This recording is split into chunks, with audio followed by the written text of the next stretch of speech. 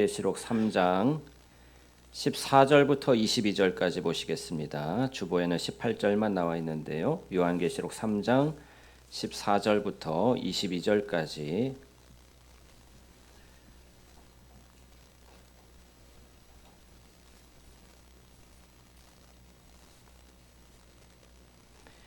요한계시록 3장 14절부터입니다. 라오디게아 교회의 사자에게 편지하라. 아멘이시오 충성되고 참된 증인이시오 하나님의 창조의 근본이신 이가 이르시되 내가 내 행위를 아노니 내가 차지도 아니하고 뜨겁지도 아니하도다. 내가 차든지 뜨겁든지 하기를 원하노라. 내가 이같이 미지근하여 뜨겁지도 아니하고 차지도 아니하니 내 입에서 너를 토하여 버리리라. 내가 말하기를 나는 부자라 부유하여 부족한 것이 없다 하나 내 곤고한 것과 가련한 것과 가난한 것과 눈먼 것과 벌거벗은 것을 알지 못하는도다. 내가 너를 권하노니 내게서 불로 연단한 금을 사서 부유하게 하고 흰옷을 사서 입어 벌거벗은 수치를 보이지 않게 하고 안약을 사서 눈에 발라 보게 하라. 물은 내가 사랑하는 자를 책망하여 징계하노니 그러므로 내가 열심을 내라 회개하라. 볼지어다 내가 문 밖에 서서 두드리노니 누구든지 내 음성을 듣고 문을 열면 내가 그에게로 들어가 그와 더불어 먹고 그는 나와 더불어 먹으리라. 이기는 그에게는 내가 내 보좌에 함께 앉게 하여 주기를 내가 이기고 아버지 보좌에 함께 앉은 것과 같이 하리라. 귀 있는 자는 성령이 교회들에게 하시는 말씀을 들을지어다. 아멘. 할렐루야. 오늘 본문 말씀은 소아시아 7교회 중 하나인 라오디게아 교회에 주신 말씀입니다. 라오디게아 교회는 주님께 칭찬은 듣지 못하고 책망만 듣는데 매우 뼈아픈 말씀이죠. 왜냐하면 다른 교회들은 칭찬도 듣고 책망도 들었어요. 그렇지만 4대 교회와 함께 라오디게아 교회만은 주님으로부터 칭찬을 듣지 못하고 책망만 들었기 때문에 얼마나 뼈아픈지 모릅니다. 그 책망은 이런 것이었습니다. 내가 너의 행위를 아니 네가 차지도 않고 뜨겁지도 않고 이같이 미지근하기 때문에 내 입에서 너를 토하여 버리겠다. 네가 말하기를 나는 부자라서 부유하여 부족한 것이 없다 하지만 너의 곤고한 것과 가련한 것과 가난한 것과 눈먼 것과 벌거벗은 것을 알지 못하는도다 라고 말씀하고 있습니다. 이 라오디아 교회를 향한 주님의 책망의 본질은 무엇이었을까요? 그것은 주님을 사랑함에 있어서 그들의 마음이 미지근해진 거예요. 종교적인 행위는 있지만 그 중심에 주님을 사랑하는 마음이 식어버린 것입니다. 여러분, 주님을 사랑하는 그 마음을 온도를 유지를 잘 하셔야 돼요. 미지근해지면 안 돼요. 왜 그랬을까요? 라오디게아 교회가 왜 그렇게 주님을 향한 사랑의 마음이 미지근해져서 식었을까요? 그것은 그들이 너무 편안하고 너무 부자가 되었고 너무 부유해졌기 때문입니다. 부족함을 못 느끼기 때문에 세상 것으로 만족하기 때문에 더 이상 주님을 갈망하지도 않고 원하지도 않는 상태가 된 거예요. 그러면서 주여 주여 하면서도 아버지의 뜻대로 행하지 않는 그러한 교회와 같이 되어버린 것입니다. 세속화된 교회인 것이죠. 오늘날에도 이러한 교회가 많이 있을까요? 없을까요? 이러한 성도들이 있을까요? 없을까요? 많겠죠. 그러나 어디 다른 데를 볼 것이 아니라 우리 자신, 나 자신을 돌아보기를 원하는 거예요. 각자 자기 자신의 마음만 챙기고 확인하고 점검하고 돌이키면 되는 것입니다. 주님을 의지하지 않고 주님을 갈망하지 않고 주님을 추구하지 않는 성도가 되어버린 거예요. 예수님에 대해서는 그저 형식적인 찬양과 형식적인 예배만 올려드리는 것으로 자신들이 할 일을 다 했다고 여기고 일상생활 속에서는 주님을 갈망하지도 않고 사랑하지도 않았던 것입니다. 그 결과 그들의 행위가 차지도 않고 뜨겁지도 않고 미지근해졌던 것입니다. 찬물은 쓸모가 많아요. 뜨거운 물도 쓸모가 많아요. 그런데 미지근한 물은 별로 쓸모가 없는 것입니다. 그래서 우리도 차다, 뜨겁다, 왜 차다, 뜨겁다라고 차지도 않고 뜨겁지도 않고 찬 것은 너무 냉랭한 건 아닙니까? 이렇게 생각할 수 있지만 이 라오디게아 교회의 그 지방에 찬물은 쓸모가 있었고 뜨거운 물도 쓸모가 있었는데 함께 합쳐져서 미지근해져 버리면은 쓸모가 없는 물이 되었던 거예요. 그처럼 우리의 마음도 주님을 향해서 냉철한 지성으로 말씀을 연구를 하든지 뜨거운 열정과 사랑으로 주님을 사랑하든지 그것이 두 가지가 함께 가야 되겠죠. 말씀과 기도가 함께 가야 되는 거예요. 말씀을 냉철하게 주님의 말씀으로 연구하는 그러한 학자적인 열심으로 이 신학을 밝혔기 때문에 오늘날 우리가 이단에 빠지지 않고 바른 신앙생활을 할 수 있도록 도움을 받는 것입니다. 그리고 뜨겁게 주님을 사랑하였던 그런 신앙의 선배들로 인하여서 그 열정과 사랑이 우리 가운데 머무르게 되고 주님을 더 깊이 사랑하는 그런 본을 받게 되는 것이죠.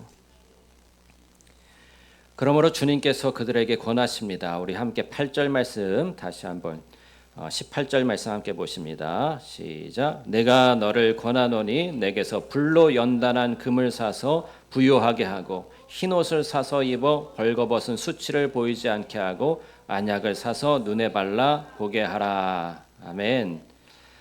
우리는 보통 이 라오디게아 교회에 주신 말씀을 읽을 때에 15절 말씀 처음에 내가 내 행위를 아노니 라고 시작하기 때문에 신앙의 외적인 행위를 문제 삼으신다고 오해하곤 합니다. 그래서 열심히 전도하고 열심으로 기도하고 열심히 성경 보고 그런 식으로 외양을 열정적으로 열심으로 고치려고 애를 쓴단 말이에요. 한국교회 성도들 얼마나 열정적입니까? 얼마나 열심히 특출을 납니까?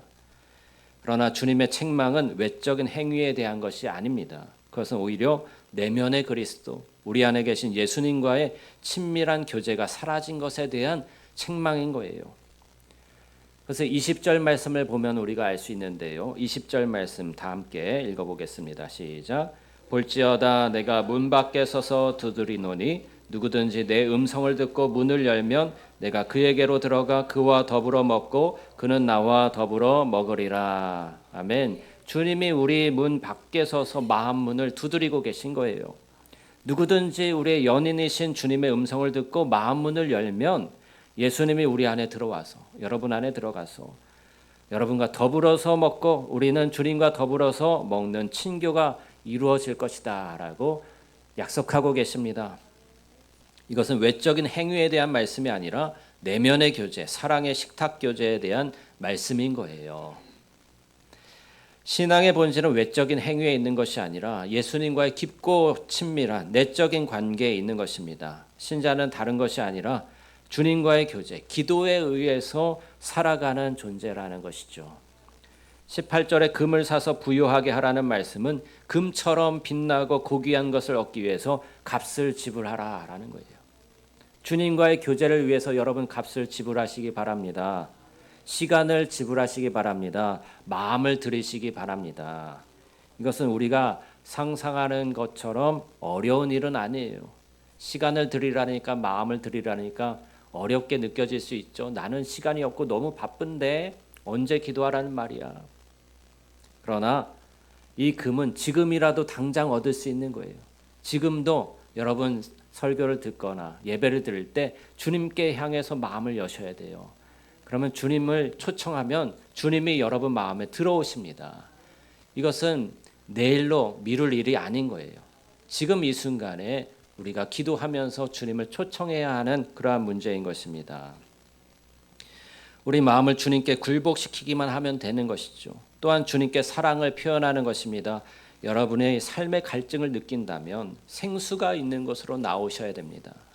물이 나오지 않는 우물을 파는데 시간과 에너지를 낭비하지 마세요. 세상 것으로 내 마음의 갈망을 채우려고 하지 마세요. 요한복음 7장 37절에 주님께서 이렇게 말씀하셨습니다. 누구든지 목마르거든 내게로 와서 마시라.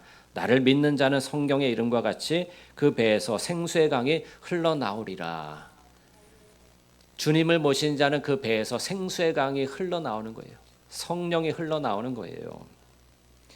그런데 이스라엘 백성들은 그렇게 하지 못했기 때문에 예레미야 선지자가 이렇게 하나님의 말씀을 전하면서 그들의 잘못을, 그들의 죄악을 고발하고 있습니다.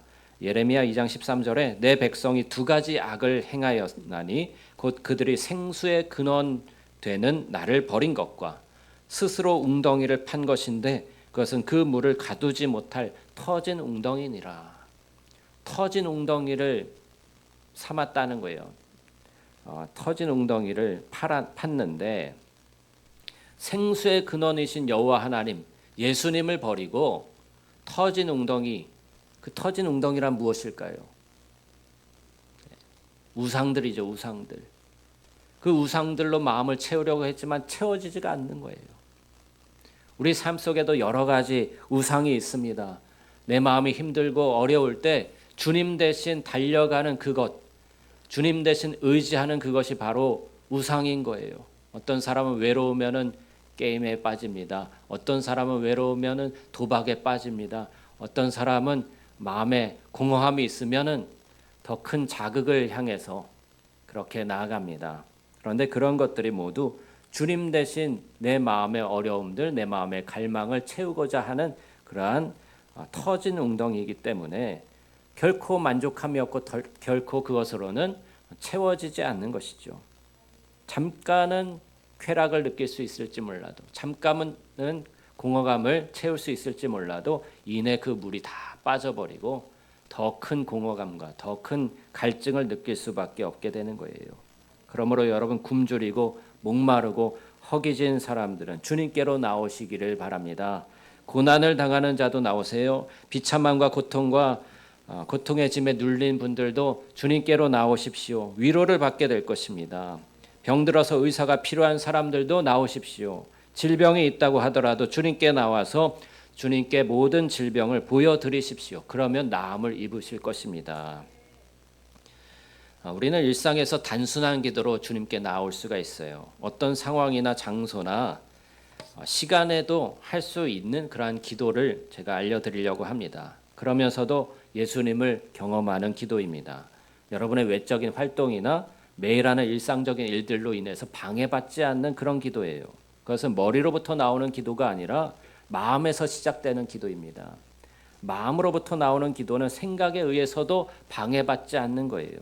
그리고 아무것도 이 기도, 즉 단순한 기도를 방해할 수 없습니다. 일단 우리가 주님을 경험하고 그분의 사랑의 달콤함을 맛보게 되면 우리는 주님 이외에 그 어떤 것에서도 기쁨을 발견한다는 것이 불가능하다는 사실을 알게 될 거예요. 우리가 자기 스스로를 생각할 때 나는 배우기에 느린데, 나는 깨닫는 것이 느린데, 매우 영적이지 못한데 라고 생각할 수도 있어요. 그렇지만 예수님을 경험하고 누리는 것보다 더 쉬운 일은 없습니다. 주님께서는 우리 자신에게 우리보다 더 가까이 계시기 때문이에요. 우리 안에 계신 주님이십니다. 더구나 우리에게 주님 자신을 주려고 하시는 주님의 마음은요, 주님을 붙잡으려고 하는 우리의 마음보다 더 강한 거예요. 필요한 것은 단 한 가지인데 그것은 단지 주님을 구하는 방법을 알기만 하면 됩니다. 단순한 기도, 즉 예수님을 마음속에 깊이 경험함으로 공기를 들이마시며 사는 것보다도 더 쉽고 더 어려움이 없이 하나님으로 인해서 살게 되는 거예요. 이것이 사실이라면 기도하지 않는 것은 죄가 될까요? 아닐까요? 죄가 되는 거예요. 그러나 일단 예수님을 구하는 법을 알게 되고 그분을 붙잡는 방법을 알게 되면 그 길이 아주 쉽기 때문에 더 이상 주님과의 관계를 소홀히 여기지는 않게 될 것입니다. 그러면 주님께로 나아가는 두 가지 방법을 오늘 제가 제시해 드리려고 하는데, 첫 번째 방법은 성경으로 기도하기입니다. 우리나라 사람들이요, 성격이 급해요. 그리고 양을 많이 채우는 것을 좋아합니다. 왜 그럴까요? 이전에 쌀이 없어가지고 밥을 먹는데 공깃밥을 이렇게 수북하게 쌓아주는 게 아니라 조금밖에 못 먹었단 말이에요. 그러니까 양에 고픈 거예요. 늘 양이 고파요. 그래서 밥을 가득, 흰 쌀밥을 가득 채워주면은 그것으로 만족합니다. 그래서 교회도 깊이 있게 질적으로 주님과 깊이 교제하는 그 본질로 나가는 것이 아니라 교회 안에 사람들이 어쨌든 가득 차야 만족하는 거예요. 넘치고 넘치고 가득 차야 되는 거예요. 그런데 여러분, 본질을 추구하셔야 됩니다. 양은 결과로 나타나는 거예요. 이 성도들이 많아지는 것도요, 하나님이 부흥시켜 주시면 부흥되는 것이지 그것에 우리가 목맬 필요가 없습니다. 우리가 한 사람 한 사람 진실로 주님과 교제하면서 영적인 그런 본질에 다가갔을 때에 하나님께서 그것을 세상에 나타내 주시고, 또 진실된 참된 복음이 선포되고 있을 때 이 설교를 듣게 하기 위해서 하나님께서 사람들을 불러 모아 주실 수 있어요. 근데 우리가 그 결과를 얻기 위해서, 그 결과를 만들어내기 위해서 인간적인 방법, 세상의 마케팅 뭐 이런 것들을 도입해서 하는 것은 인간적인 방법이기 때문에 결코 선한 열매를 맺을 수가 없는 것이죠. 많은 사람들이 모일지라도 그것이 세상의 것들을 다 끌고 들어와 가지고 교회를 오염시키고 세속화시켜 버린다면 좋지 않은 결과를 맺게 되는 것입니다. 여러분, 그래서 우리나라 사람들이 성경을 읽어도 빨리 읽고 빨리 해치워 버려요. 성경 통독을 몇 번을 했다는 것을 신앙상의 대단한 자랑으로 여기기도 합니다. 성경 통독을 빨리 하기 위해서 몇 배속으로 녹음한 그러한 파일들을 또 팔기도 합니다. 저는 어떤 사람이 자신이 성경 통독을 100독을 했다, 혹은 200독을 했다, 또 어떤 목사님은 심지어 1000독을 했다라고 자랑하는 것을 들었습니다. 그러나 성경으로 기도하는 이 방법에서는 성경을 빨리 읽지 않는 거예요. 성경을 매우 느린 속도로 읽습니다. 그렇게 되면 마음에 와닿는 성경의 부분을 기도로 바꾸고 싶은 생각이 들 것입니다. 본문으로부터 어떤 것을 이끌어낸 후에, 그리고 여러분이 그 부분의 핵심을 파악하고 그 구절의 더 깊은 의미를 알았다는 사실을 알게 된 후에는 아주 천천히 그리고 부드럽고 조용하게 다음 부분을 읽어나가는 거예요. 주님과 함께 보내는 시간이 끝났을 때 여러분은 성경을 아주 조금, 어쩌면 반 페이지도 읽지 못했다는 사실을 발견하고 깜짝 놀랄 수도 있습니다. 성경으로 기도하기는 성경을 얼마나 내가 많이 읽었느냐가 아니라 성경을 읽는 방식을 통해서 주님과 얼마나 깊이 만나느냐라는 것을 중요하게 여기는 것이죠. 성경을 빨리 읽어버리면요, 얻는 유익이 적어요. 여러분, 걸으면서 여행할 때랑 빠른 KTX 기차를 타고서 여행하는 거랑 차이가 뭘까요? 네. 빨리 지나가 버리면 풍경도 샥샥샥 지나가서 무슨 풍경인지 자세히 볼 수가 없어요. 그런데 자전거를 타거나 걸으면서 여행을 하게 되면은 풍경의 자세한 것들을 느끼고 경험하고 또 깊이 느낄 수가 있는 것이죠. 마찬가지로 성경을 읽을 때도 마찬가지일 거예요. 성경 통독 빨리 해서 전체적인 흐름을 파악하는 것도 중요하고 귀한 일입니다만은, 성경으로 기도하기 위해서는 천천히 읽으면서 그 안에 새겨진 주님의 마음을 느끼는 것입니다. 왜냐하면 꽃의 표면만 스치고 지나간 꿀벌처럼 꿀을 충분히 얻지 못하는 방식은 빨리 읽어버리는 거예요. 그러나 느리게 읽으면서 기도로 바꾸면 성경을 읽으면서 꽃의 아주 깊은 부분까지 들어가서 꿀을 모으는 꿀벌처럼 성경을 읽게 되는 것입니다. 학문적으로 성경을 읽는 것은 경건에 도움이 될까요? 별로 도움이 안 될까요? 별로 도움이 안 되는 거예요. 신학교에서 그 신학생들이 성경을 학문적으로 파거든요. 그런데 목회를 하기 위해서는 그것을 좀 탈피할 수 있어야 됩니다. 그리고 성경을 신앙적으로 믿음으로 주님과의 교제를 통해서 이렇게 맛을 보면서 꿀송이와 같이 단 그러한 말씀으로 읽어야, 그래야 목회를 할 수가 있어요. 학문적으로만 읽으면 지식만 전달해 줄 뿐이지 영을 전달해 줄 수가 없어요. 이런 과정을 여러분들이 따르신다면 조금씩 여러분의 내면으로부터 흘러나오는 아주 풍요로운 기도 생활을 경험하게 될 것입니다. 예를 들면 저는 마태복음 4장 1절과 2절 말씀을 천천히 읽으면서 이 성경으로 기도하기를 해봤어요. 그 말씀은 이와 같습니다. 그때에 예수께서 성령에게 이끌리어 마귀에게 시험을 받으러 광야로 가사 40일을 밤낮으로 금식하신 후에 줄이신지라, 이 말씀이에요. 이 말씀을 천천히 읽으면서 머물렀을 때 제 마음에 묵상이 이루어지더라고요. 예수님이 성령에게 이끌리셨는데 성령께서 주님을 마귀에게 시험 받도록 이끄셨구나. 그리고 그것은 예수님이 앞으로 이루실 하나님의 구원 역사에서 중요한 한 장면을 이루는 것이구나라는 그러한 묵상이 되었어요. 그러면서 우리도 주님 성령님께 이끌려서 순종할 때 그것은 항상 기분 좋은 일만 있는 것이 아니고 항상 은혜로운 일만 있는 것이 아니라 마귀에게 시험을 받는 일도 있겠구나. 그리고 그것은 단편적인 경험이 아니라 하나님의 구원 역사에서 꼭 필요한 일이기 때문에 그 한 장면을 우리에게 허락하시는구나라고 묵상을 했습니다. 이런 묵상을 하면서 저는 주님께 말씀을 가지고 기도했어요. 주님은 40일이나 밤낮으로 금식하셨는데 얼마나 힘드셨어요? 왜 주님은 그렇게 금식하셔야만 했나요? 무엇이 그토록 주님을 간절하게 만들었던 것이죠? 라고 주님께 물었습니다. 그러자 주님이 제 안에서 말씀하셔요. 나는 하나님으로부터 오는 구원을 너에게 주기 위해서 금식했단다. 영원한 생명의 말씀으로 살아야 한다는 것을 알게 하기 위해서 말이다. 라고 말씀하시는 거예요.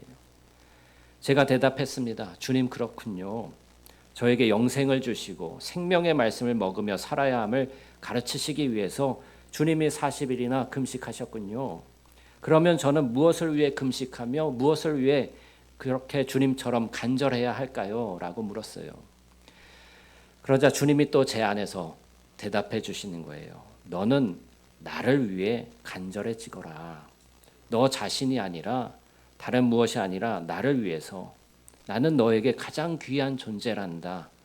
너의 마음을 열면 내가 너에게로 들어가서 너와 더불어 먹을 것이니 나와 친밀한 사귐을 갖자구나 라고 대답해 주셨습니다.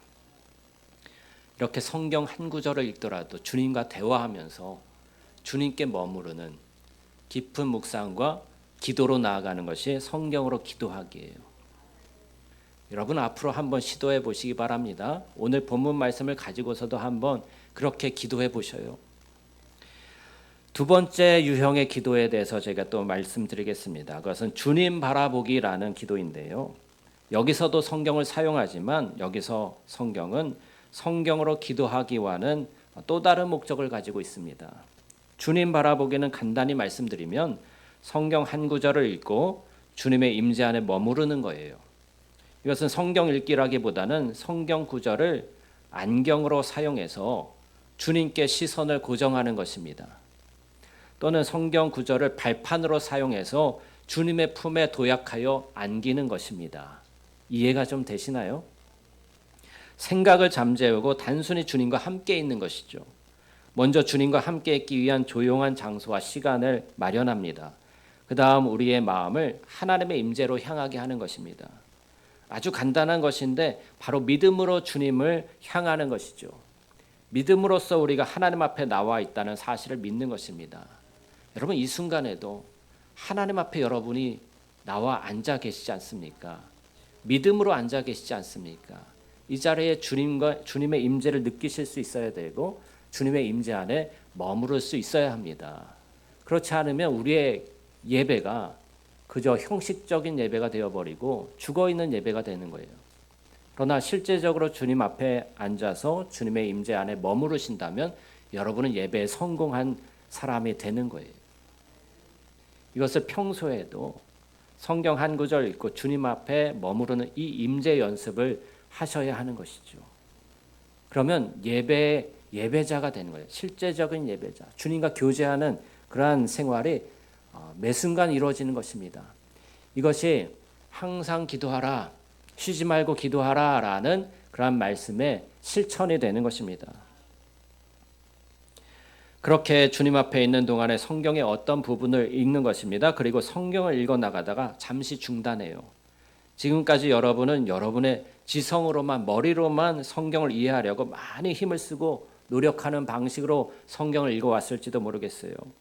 그러나 그런 방식의 성경 읽기로는 그리스도께 직접 나아가서 주님의 임재를 경험하기는 어려운 것입니다. 주님 앞에 있을 동안에 마음을 주님의 임재 안에 계속 있게 하십시오. 이것도 역시 믿음으로 하는 것입니다. 일단 우리의 마음이 내적으로 주님을 향하게 되면 우리는 주님의 임재하심에 대해서 어떤 느낌을 갖게 될 거예요. 이제 우리의 외적인 감각들이 아주 조용해지고 가라앉기 때문에 주님의 임재를 더 깊이 느낄 수 있게 되는 것입니다.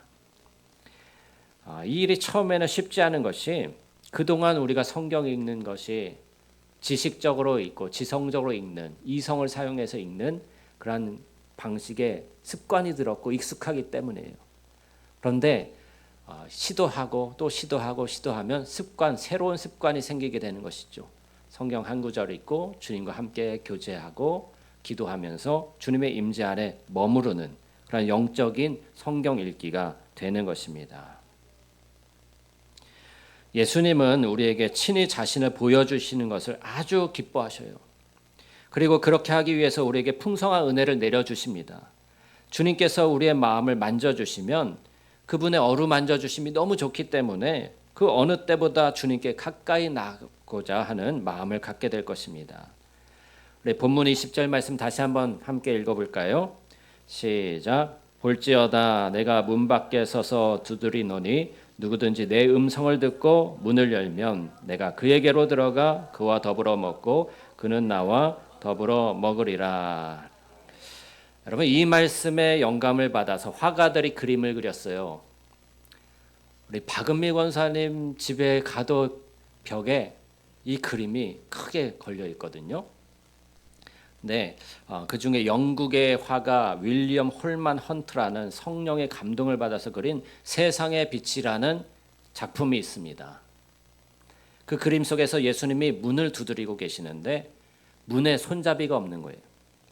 처음에 이 그림을 본 헌트의 친구들이 이에 대해서 지적을 했습니다. 왜 예수님이 계신데 문에 손잡이가 없냐? 손잡이 그려야 되는 거 아니니? 그랬더니 헌트가 다음과 같이 대답을 했어요.